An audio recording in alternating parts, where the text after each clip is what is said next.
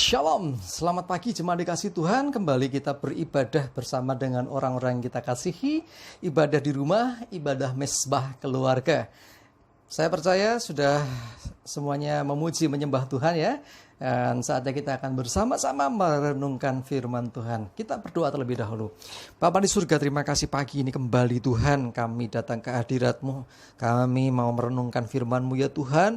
Biarlah Roh Kudus tolong kami, urapi kami ya Tuhan. Sehingga kami bisa tangkap pesan firman Tuhan buat setiap kami. Dan jadikan kami pelaku-pelaku firman-Mu. Terima kasih Tuhan, kami bersyukur dan berdoa di dalam nama Tuhan Yesus Kristus.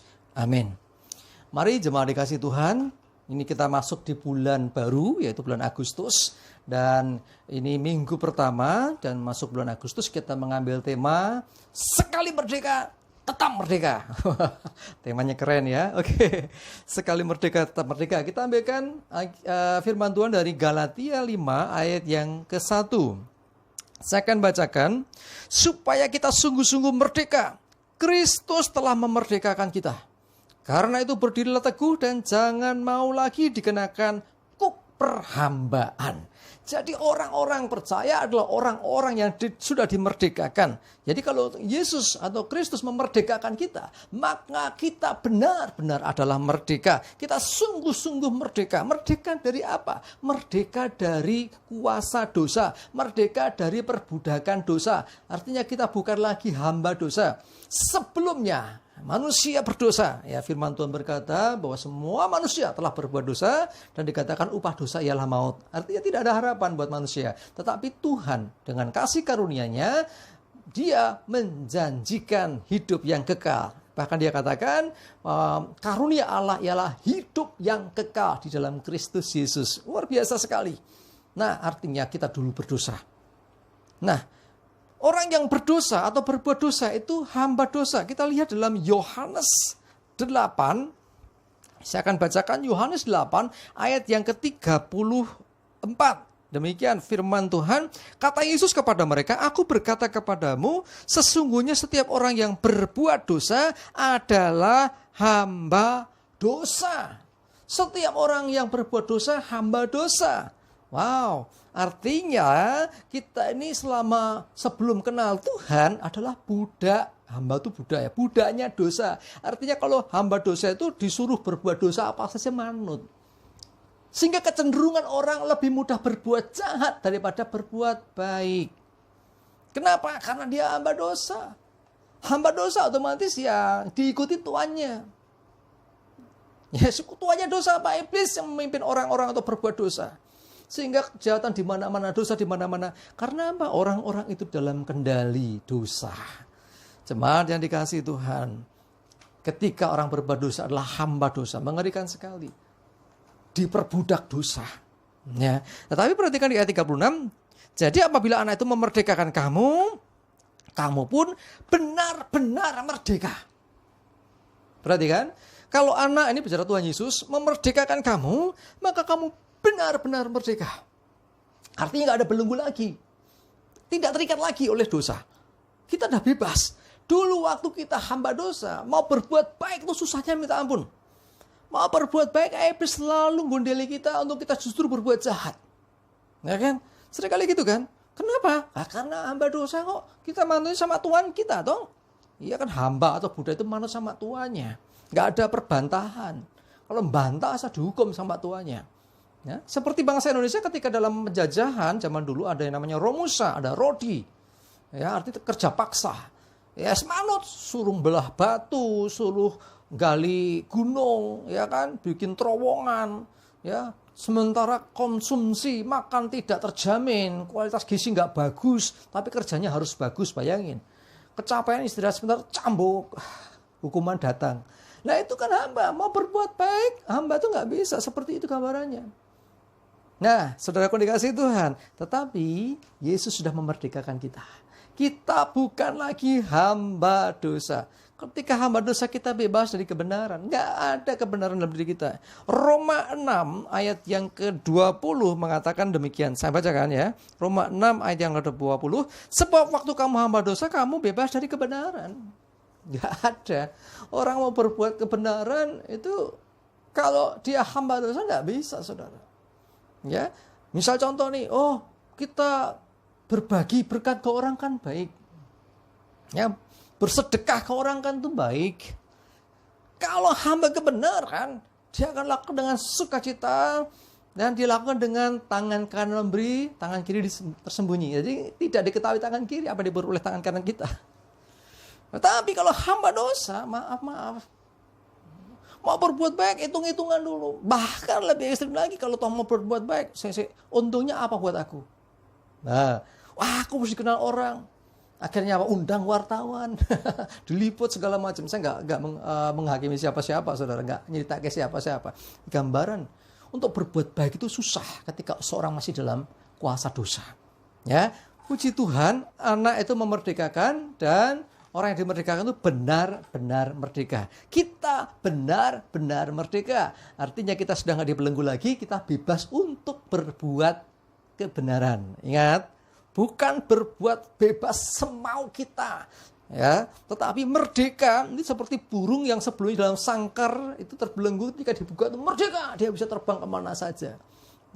Dulu diikat tangannya, kakinya nggak bebas, nggak bisa bergerak bebas, dilepaskan semua, lego, bisa kemana saja. Dulu diikat dosa, demikian juga. Tetapi saudara mesti perhatikan, ketika lepas dari belenggu dosa, kita mau jadi apa? Jangan sampai lepas dari dosa, kita nggak ngerti mesti ngapain lagi.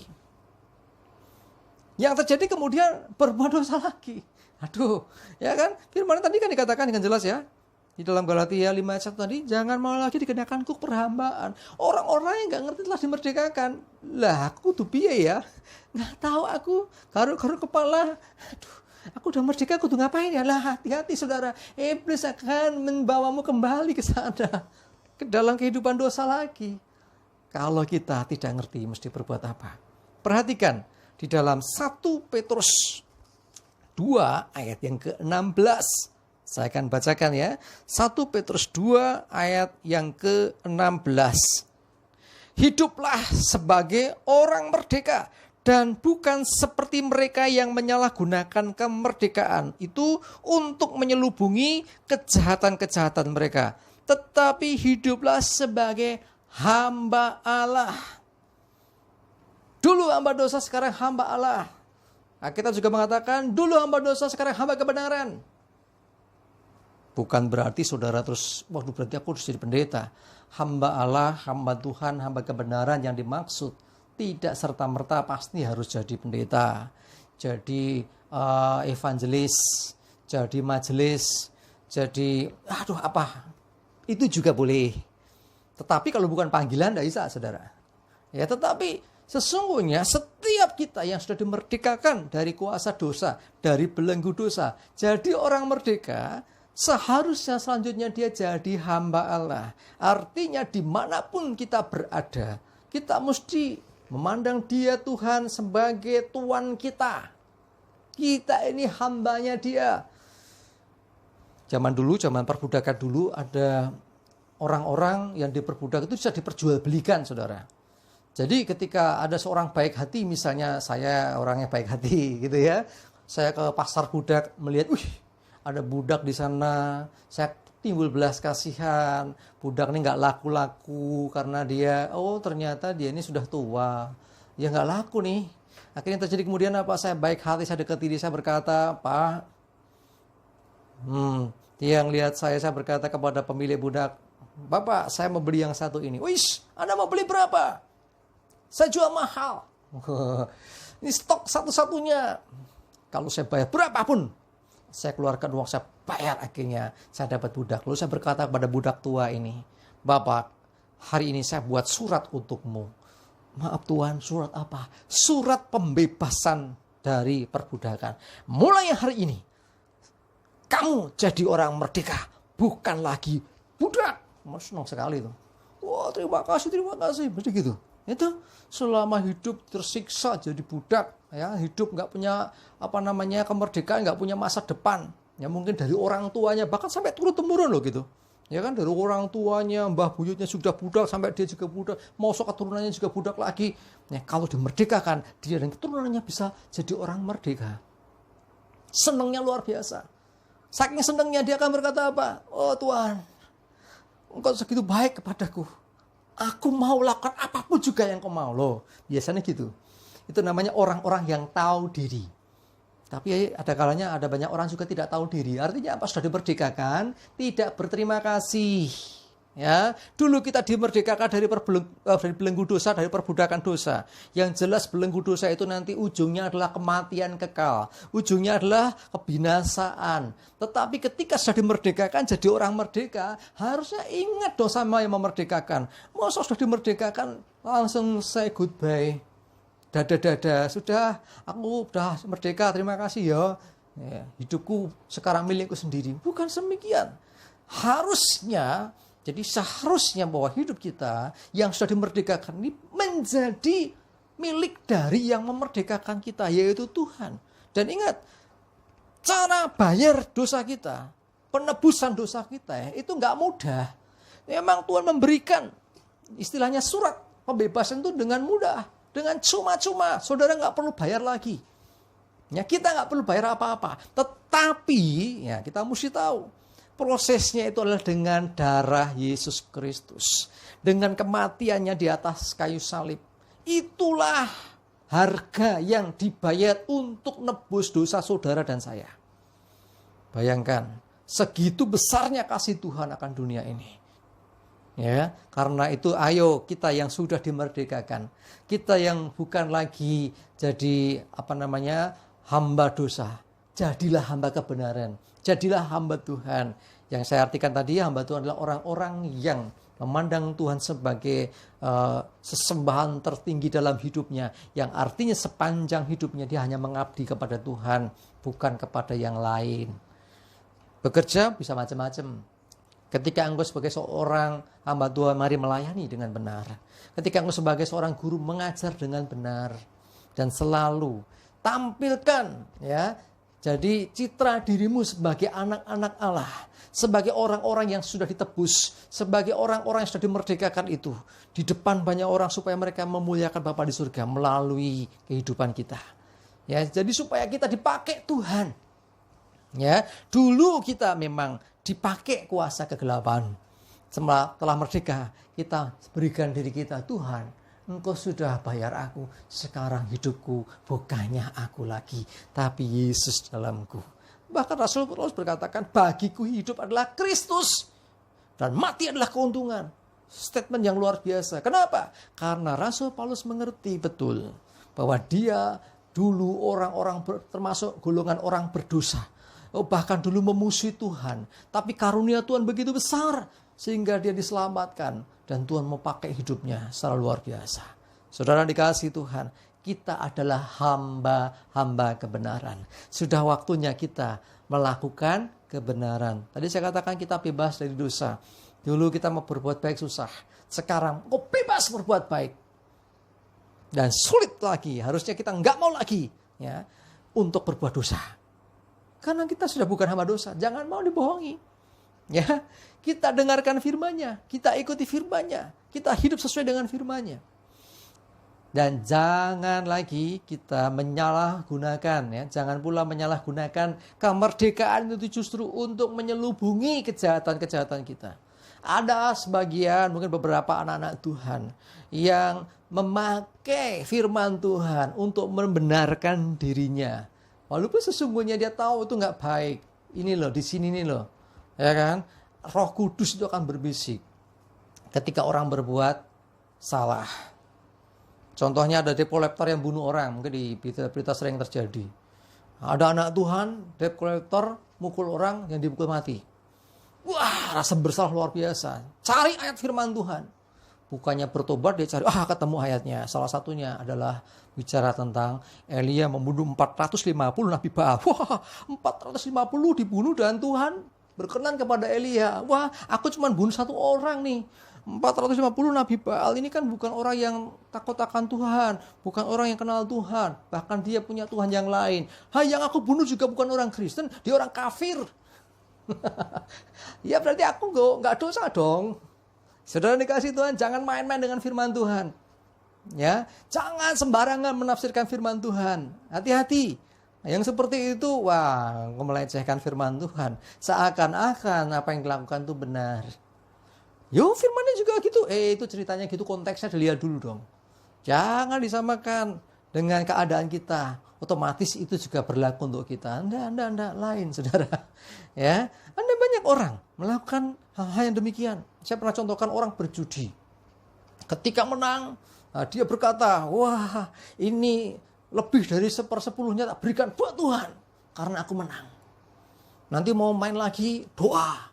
Saudara, bukankah firman Tuhan berkata, ya, supaya kita melakukan segala sesuatu dalam nama Tuhan Yesus. Aku judi dalam nama Tuhan Yesus. Sembarangan lo dosa lo. Gak boleh main-main. Itu namanya menyalahgunakan kemerdekaan. Menyelubungi kejahatan. Ya, untuk menyelutupi kejahatan kita. Itu gak benar. Ya, firman Tuhan jelas mengatakan dalam 1 Petrus ya, 2 ayat 16 tadi ya. Saya ulangi sekali lagi ayatnya mengatakan demikian. 1 Petrus 2 ayat 16. Hiduplah sebagai orang-orang yang merdeka, bukan seperti orang yang menyalahgunakan kemerdekaan untuk menyelubungi kejahatan. Kita mengenal hak asasi manusia. Hak asasiku toh. Nah, seringkali gitu ya. Hati-hati saudara, hubungannya dengan Tuhan itu kita bukan lagi untuk hakku. Haknya seorang hamba adalah melakukan kehendak tuannya. That's all. Itu. Ya. Jadi haknya hamba Tuhan melakukan kehendak Tuhan kita. Itu baru benar. Bukan nuntut haknya. Ya, zaman sekarang nggak ada perbudakan ya, nggak ada lagi. Orang kerja ya ada tuntutan gaji segala macam. Beda, perbudakan dengan itu beda. Ya, jadi sekali lagi jemaat dikasih Tuhan, ayo jangan sampai kita berbuat sesuatu dengan mengatasnamakannya. Aku kan merdeka, suka-sukaku toh. Bukan suka-sukaku. Harusnya suka-sukamu Tuhan gitu ya. Bukan suka-suka aku lagi. Kenapa? Karena Dia yang bayar kita. Sebelum dibayar, kita nggak punya masa depan. Sebelum dibayar Tuhan, kita hamba dosa, masa depan kita, kehidupan binasa di neraka. Itu masa depan orang-orang yang jadi hamba dosa. Kita sudah dibebaskan dari itu. Artinya masa depan kita penuh pengharapan. Bahkan nanti kita setelah dipanggil Tuhan, setelah mati, kita beroleh hidup yang kekal. Inilah yang Tuhan berikan buat kita. Nah, selama kita di dunia ini, selama masih diberi kesempatan, ayo berikan hidup kita untuk kita melayani Tuhan. Kita ini hamba-hambanya Tuhan. Melayani Tuhan tidak selalu hanya di gedung gereja. Melayani Tuhan bisa di dalam kehidupan sehari-hari. Ketika kau peduli dengan orang lain, ada orang sakit, engkau menjenguk, mendoakan. Ada temanmu sedang bergumul, engkau mendoakan. Ada orang yang butuh bantuan, engkau bisa bantu dia. Saudara sedang melayani Tuhan. Lakukan dengan memandang Tuhan. Bukan demi pujian, bukan demi upah, bukan demi pengakuan. Enggak, tetapi karena ini memang hakku, ini hambamu Tuhan. Sudah semestinya melakukan semua itu. Amin. Jadi miliki hati yang demikian. Miliki hati yang melekat kepada Tuhan. Sehingga kita mengerti apa yang dikehendaki Tuhan. Ya, sudah dibebaskan, jadi orang merdeka, jangan mau lagi dibodohi, jangan mau lagi dikenakan kuk perhambaan, dan jangan pula menyalahgunakan kemerdekaan, kebebasan yang Tuhan berikan itu justru untuk menutupi atau menyelubungi kejahatan. Jangan. Tetapi pastikan setelah dimerdekakan dari kuasa dosa, setelah memperoleh kemerdekaan, hidup kita ini hidup yang melayani Tuhan, hidup yang memegahkan Tuhan, hidup yang berkenan di hadapan Tuhan. Amin. Kita senangkan hatinya. Dia yang sudah bayar lunas semuanya. Saatnya kita melakukan yang terbaik buat Dia. Ingat, bukan diri kita lagi. Ya, istilahnya itu kita sudah mati terhadap dosa. Kita hidup yang baru di dalam Tuhan. Amin. Ya. Tema sekali merdeka tetap merdeka artinya adalah setelah kita merdeka, jangan lagi kenakan kuk perhambaan. Jangan mau lagi jatuh dalam dosa. Jangan lagi mau dibodohin sama iblis. Jangan mau lagi disesatkan oleh kuasa kegelapan. Sekali merdeka, tetap merdeka. Hidup dalam kemerdekaan di dalam Tuhan. Yang artinya dulu bebas dari kebenaran, tetapi dibelenggu oleh dosa. Setelah dibebaskan itu, sekarang kita bebas dari kebenaran. Ya, artinya kita tidak terikat lagi. Dan kita memiliki kemerdekaan untuk berbuat kebaikan. Untuk menyatakan kebenaran. Dan biarlah melalui itu semua, Tuhan dipermuliakan. Amin. Oke, kita kembali berdoa bersama-sama. Bapa di surga, terima kasih, kami bersyukur. Biarlah firman-Mu pagi ini Tuhan meneguhkan kami bahwa kami orang-orang yang dimerdekakan. Dengan darah yang mahal sudah tebus hidup kami.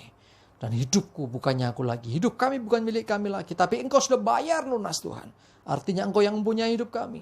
Jadi atas hidup kami seperti yang Engkau kehendaki. Dan Tuhan tolong kami supaya kami terus hidup dalam kebenaran. Supaya kami tidak diperdayai oleh kuasa kegelapan. Supaya kami tidak digodai untuk berbuat dosa lagi. Tetapi kami menyatakan kebenaran dimanapun kami berada. Supaya melalui hidup kami nama-Mu dipermuliakan. Terima kasih untuk kemerdekaan yang Tuhan berikan untuk setiap hidup kami. Kami juga bersyukur di bulan ini bangsa dan negara kami memperingati kemerdekaannya. Kami bersyukur Tuhan rahmat anugerah-Mu sehingga Indonesia bebas dari penjajahan dan menjadi bangsa yang merdeka. Yang bisa menentukan nasibnya ke depan.